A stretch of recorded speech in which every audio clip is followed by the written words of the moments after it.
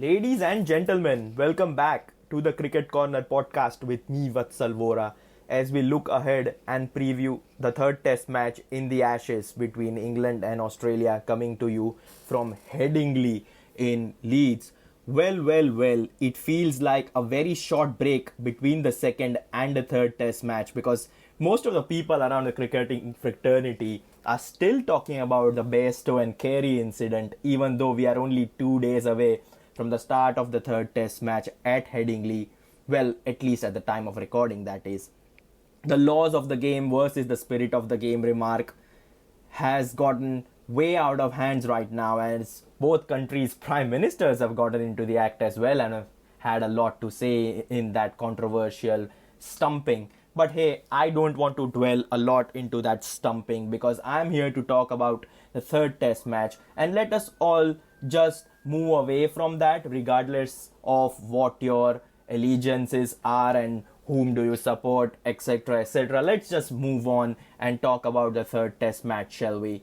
The Headingley test match is going to be so important for England in particular because if you don't know, Australia have recorded a 43-run victory in the second test match at Lord's, which means that they go into the third test match at Leeds with a 2-0 lead in the Ashes series.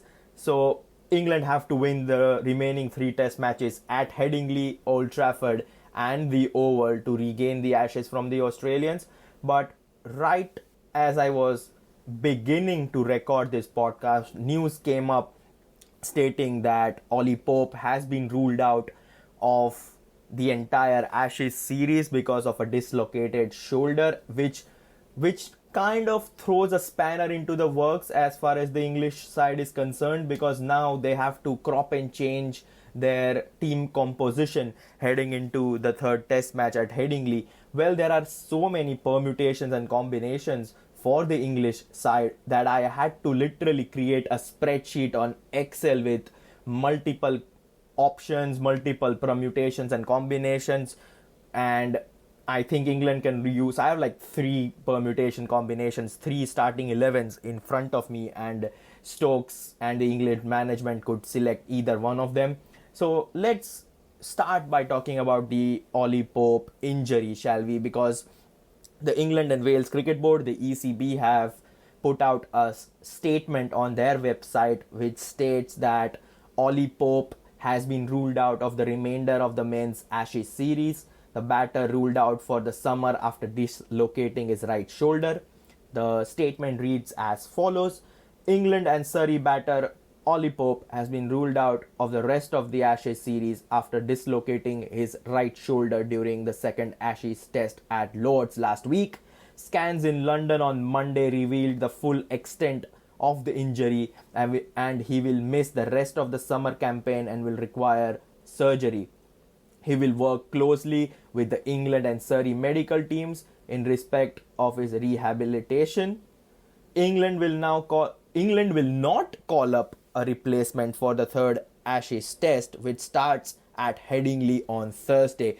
The final statement is the most crucial one as far as Ollie Pope and England side is concerned, that they are not going to call up a replacement for the number 3 and their vice captain. Right after the Lord's test match, I think England announced their squad for the Headingley test match, a 15-man squad with Rehan Ahmed and Matthew Potts dropping out. So the third test match squad remains quite a lot similar to what the squad was at Lord's and at Edgbaston to begin the Ashes with. So with Ben Stokes still in there, Moeen Ali, James Anderson, Johnny Bairstow, Stuart Broad, Harry Brooks, Zach Crowley, Ben Duckett, Dan Lawrence. We're going to talk a lot about Dan Lawrence, Ollie Pope, but he's now out, Ollie Robinson, Joe Root, Josh Tong, Chris Wokes and Mark Wood. That's the squad for England for the third test match. Now, without Ollie Pope, he leaves a gaping hole in the English batting unit, because prior to me starting recording this podcast, I felt like the batting side, at least the batsmen in the English side, are not going to have any worries about their selection. I felt like all 6 and 7 of them are going to feature regardless of what bowlers England go with, because I feel like it's the bowling department that needs cropping and changing for the third test match as far as the English side is concerned. But now that you don't have someone like Ollie Pope, he's not only your number three, but he's also your vice captain, and replacing him is going to be a big ask. But since England are not going to call up a replacement for Ollie Pope, the solution lies within the squad itself, and that is Dan Lawrence. Now, Dan Lawrence has been around the English side for quite some time now. I think he was part of the England squad which travelled to West Indies in the early stages of 2022 when they had that difficult series in the Caribbean, and once they got out of that, then after that they realized that you need to change the way and the approach in which you are playing test cricket, and that's when they realized that we are going to make Brendan McCullum the coach for the test match and Ben Stokes as the captain for the test side. And it is after that West Indies series when they started playing in that aggressive pass ball kind of style. But Dan Lawrence was part of that West Indies squad, and he has had decent numbers in his test career. He has played, let me just have a look, I think, he's played 11 test matches for England and has scored 551 runs at an average of 29. His highest score is 91, and he's also picked up 3 wickets. Dan Lawrence is an interesting one because he's just 25. He's got a lot of career in front of us, and he's had a decent time in the first class fraternity as well. He's had a good few knocks here and there. He's been part of the Essex squad, not only in first class cricket and county championship, but he's also a main stage in their T20 side as well. And he's coming in most recent game, he came out with a 58 run innings against Surrey at the Oval in the T20 Blast. But in his last first class game, he played against Warwickshire at Chelmsford and he scored 152. So he has got some runs behind him, and I think that's why he warrants a place in the Ashes squad. Now, will he play in place of Ollie Pope? Will he play in the place of Ollie Pope? Now that's a question altogether. Realistically, if you look into it, I feel like Lawrence is the man who would replace Ollie Pope, because he's a top order batsman similar to what Ollie Pope's role is in the England side, and you can just put him into that number 3 slot and call it a day. As I mentioned, I have an Excel sheet right in front of me where I have 3 English teams which can play against Australia at Headingley. Now, one thing which is common across all the 3 sides is not only there is no Ollie Pope because of obvious reasons, I feel like James Anderson might not play at Headingley as well. Now, there are a couple of reasons why I feel like James Anderson might not feature in the third test match, and let's quickly talk about Anderson before we get into that Lawrence Pope scenario. Jimmy Anderson, don't get me wrong, he is arguably the greatest fast bowler of all time. At least that's my personal opinion regarding the same. I feel like now the couple of reasons why I think he might not play at Headingley is because he has had a poor Ashes series and has not been the same Jimmy Anderson. He's not had that same impact for England in the bowling department at least, and that's a kind of worry. I think he's just picked up 3 wickets for England in the first 2 test matches, 2 wickets at Lords and just 1 at Edgbaston, and that's not the numbers you associate James Anderson with. I think he tried a lot. He came out, he bowled with his heart out, but it felt like it's just not happening as far as Anderson is concerned. You can see it in his body language as well. He was looking down and out during the latter stages of the Lord's test match, and there were a couple of drop catches as well, which is something you don't expect from James Anderson. His work ethic, no one is questioning him, but I feel like it's the right time for him to, give him a little break, because he's not been in the best of the forms recently, so might as well just give him a break, and you can expect him to come out fresh and firing for his home test match at Old Trafford, which is the fourth test match. So I think, and I'm pretty sure and confident that James Henderson might not feature. Now, you never know with Ben Stokes and the England management. They might just pick Anderson regardless of his form. But I feel like a sane person, a calculative decision would be to rest James Anderson for the third test match at Headingley. We questioned Josh Tong's inclusion in the Lord's test match, but then he has proved his worth. He was arguably England's best bowler across 2 innings in the Lord's test match, that is, against Australia. So I think Josh Tong would theoretically keep his place in the team that is.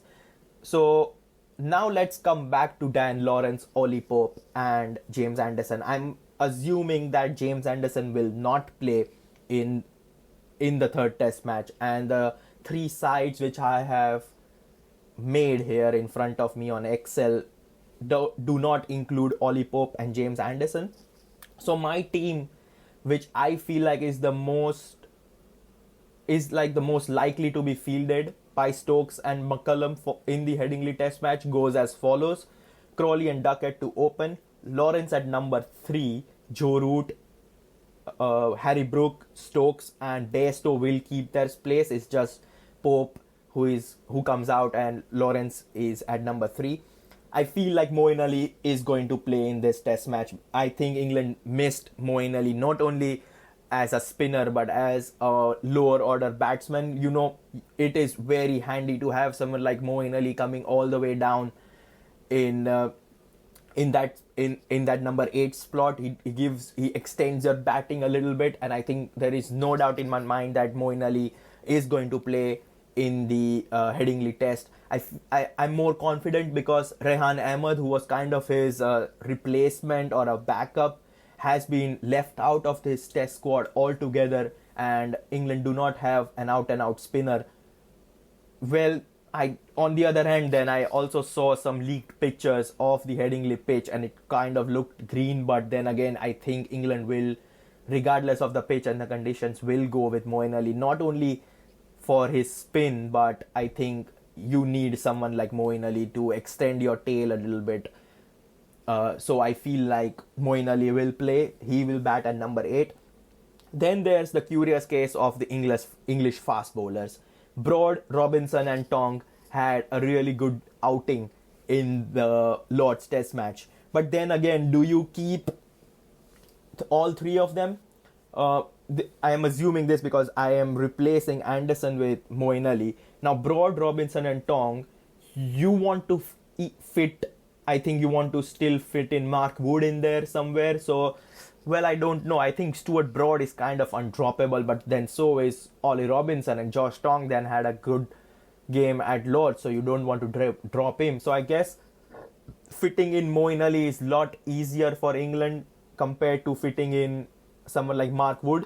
But then if you want to fit in Mark Wood as well, I think one of Broad or Robinson will have to make way.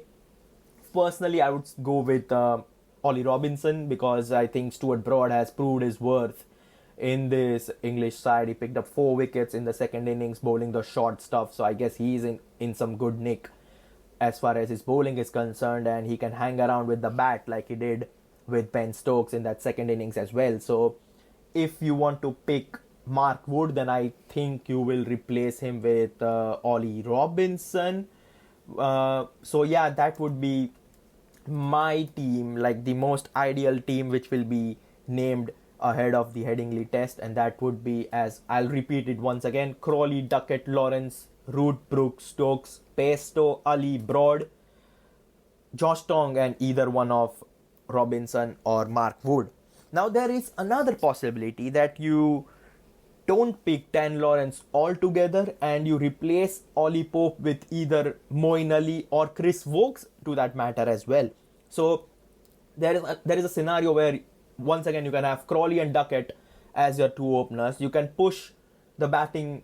You can push the remaining of the batsmen 1 slot above them. So Joe Root instead of 4 comes at number 3. Then you have Brook at 4, Stokes at 5, Bairstow at 6. Then you can fit in both Moeen Ali and Chris Wokes, and then Broad, Robinson and Tong. Now, this is a really fascinating side for me, and if I was Ben Stokes, personally, I would rather go with this side, because then you can not only properly fit in Moeen Ali, you also have a slot which is reserved for either Chris Wokes or Mark Wood. And if you play this team, then you have not only strengthened your batting, you have also strengthened your bowling in a way. So someone like, let's say, Moeen Ali replaces James Anderson, and instead of Pope, you are either picking Chris Wokes or Mark Wood instead of Dan Lawrence, so that strengthens your bowling even further. But this is, I guess, a long shot, and I personally don't see this happening, because yes, you have Moeen Ali coming in at number 7, but then again 8, 9, 10, 11 are fast bowlers, be it Mark Wood, Stuart Broad, Ollie Robinson and Josh Tong. If you go ahead with someone like Chris Wokes, then you have a bit of batting at number 8 after Moeen Ali as well. So if you want to fit in both Moeen Ali as well as Chris Wokes, I think this is the way to go. That you don't pick Dan Lawrence altogether and you replace Ollie Pope with one of Moeen Ali, or Chris Wokes with Anderson making way for Ali and Wokes as well. So then you can have both of them. But I feel like this is a bit too far-fetched, if you get what I mean. Another long shot team which could be named is, you pick Dan Lawrence at 3, and then you go with Moeen Ali at 8. You still pick Chris Wokes or Mark Wood, and you go with Broad, Robinson or Tong. I think this is pretty much the same side which I kind of think England will name in the first place. I've just named Chris Wokes instead of Mark Wood. But yeah, I feel like the ideal team which England will go for is Crawley, Duckett, Lawrence, Root, Brooks, Stokes, Bairstow, Moeen Ali, Stuart Broad, Ollie Robinson and Josh Tong. Ollie Robinson or Mark Wood, depending on what you want to pick. But Moeen Ali is definitely being named in this team which is going to play at Headingley for the third test match. As you can see, it was quite confusing for me to pick the England side, but the same cannot be said about Australia, despite the visitors missing a key player themselves. I think it was expected and quite visible that Nathan Lyon will not feature in the Ashes again after his injury at Lord's, and that has come out as true.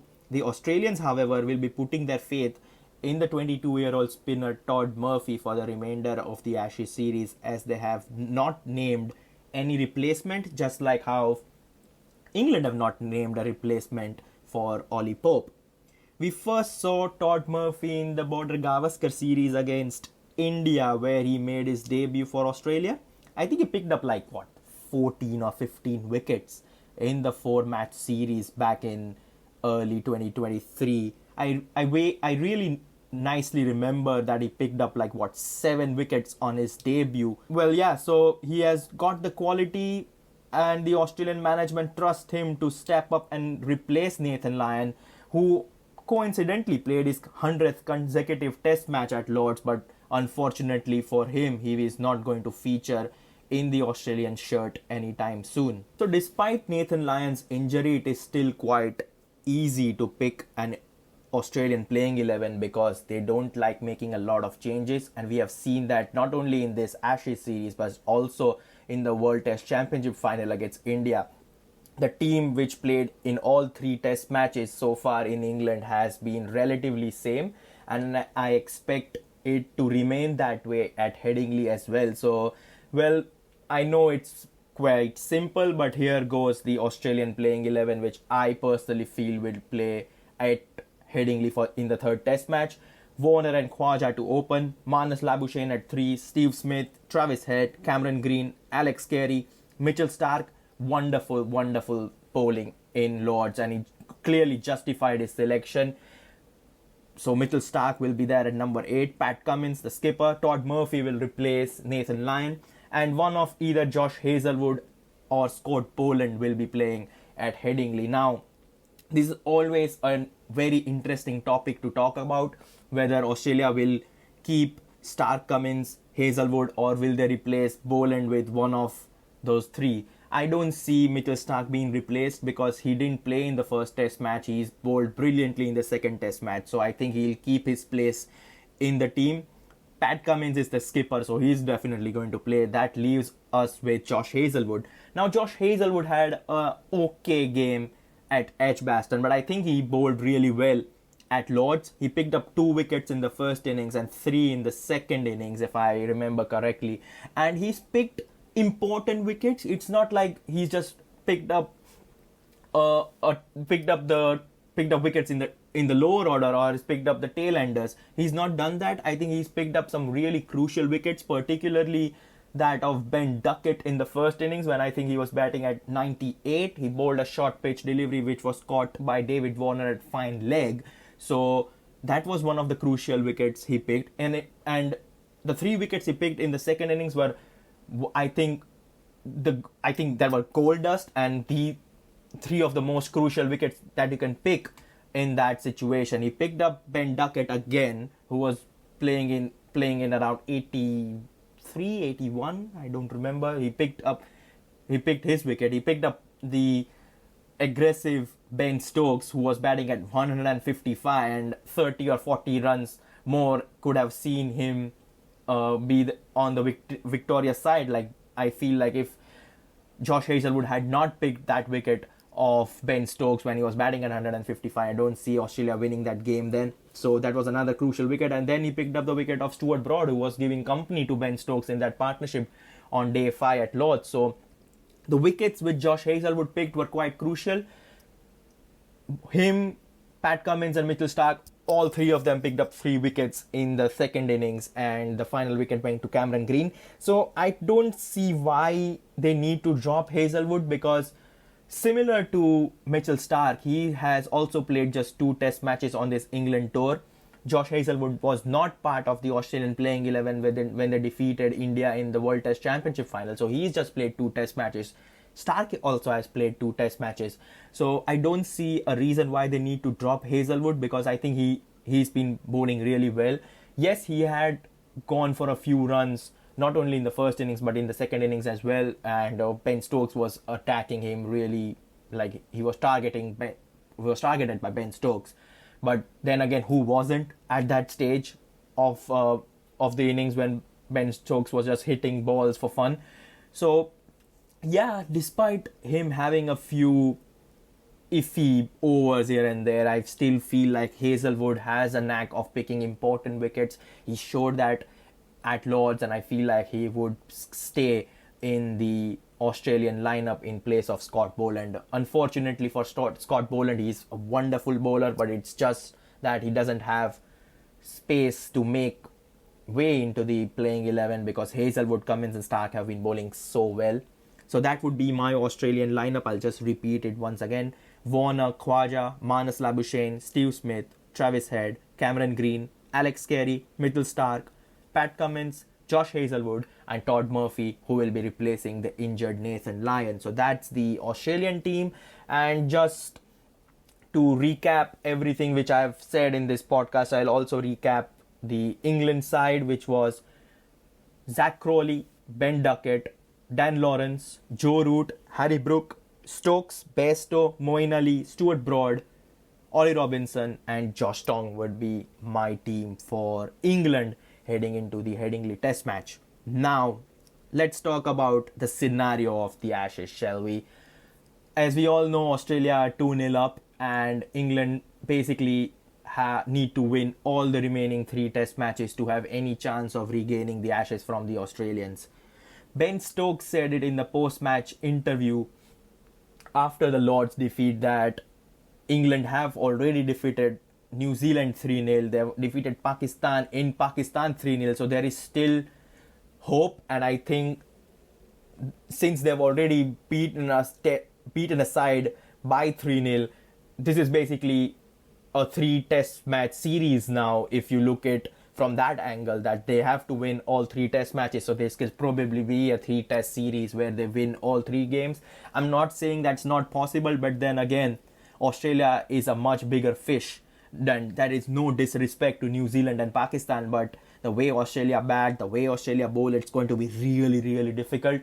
But the controversy surrounding the Lord's Test match, which could have reignited the fire in England, and I think most crucially, England need to tweak their style of play. Yes, you can go aggressive, but you can only go aggressive when the situation permits you to be aggressive. Otherwise, you need to play according to play according to your surroundings. Basically, you need to take a little bit more responsibility. I think Nasser Hussain said the similar said something similar in the post-match interviews and post-match show on Sky Sports, that he doesn't want England to change their approach, but there has to be some responsibility taken by the batsmen in particular. You can play aggressively, yes, but there is a time for everything, and there needs to be a time for aggressive cricket as well. I think Ben Stokes showed that, and I think every other English batsman has to take example from their captain and play how he played. Towards the end of day 4, he was playing at a strike rate of 25 to 30, but when he was dismissed at 155 of 214 deliveries, his strike rate was well over 70. There is a time to play aggressive cricket, yes, there is, but there is also a time where you need to, step back, respect the bowling, duck out if you are facing a barrage of short deliveries, defend the good balls, leave the better balls, and not just go bang, bang, bang all the time. Now, something similar needs to be done, but I feel like someone like Zach Crowley, for an instance, I think he plays in a style which suits him the best, and I think you can expect him to go aggressive from the off. I think that's the kind of responsibility on his shoulders to give England a flying start. So you can expect him to go fairly quickly, but then someone like Duckett, who usually plays in an attacking manner as well, but he quite enjoys having bat on the ball, so you can expect him to go around at the same pace. But then someone like Lawrence, Root, Brook, and Bairstow to an extent need to have some deliveries where they don't score and then respect the bowling which is put in front of them. So I want England to be responsible yet attacking. If there's a style of cricket which permits them to do so, please play that way, because it's now or never for England. If they lose this test match, the next 2 test matches at Old Trafford and Oval are not going to matter whatsoever, and you don't want to be whitewashed in your home soil. They have faced whitewash in Australia. The last Ashes was 4-0, not 5-0, but still they didn't win a test match in Australia, and they don't want the same thing to happen when they are facing Australia in their home conditions. Well, my predictions, I really want England to win this, so I'll back England to go out there and do their job, which not only keeps their hopes of regaining the Ashes alive, but keeps the series in general worth watching as well, because there is the pressure is at an all-time high. The controversy surrounding the Ashes, there's always controversy when you play the Ashes, that is also at an all-time high as well. But yeah, I really want England to do well, and I think they had a bit of momentum on day 5. Yes, they fell 43 runs short, but if they can carry that momentum into the 3rd test match at Headingley, things could pan out in the way they want. So yeah, that was the preview of the 3rd test match between England and Australia in the Ashes, which is going to start on the 6th of July at Headingley. If you liked what I talked, then make sure you are liking, sharing and subscribing on YouTube. If you enjoyed my podcast on Spotify, then make sure you're giving me those 5-star ratings. But for the time being, this is me, Vatsal Vora, signing off. Ciao for now.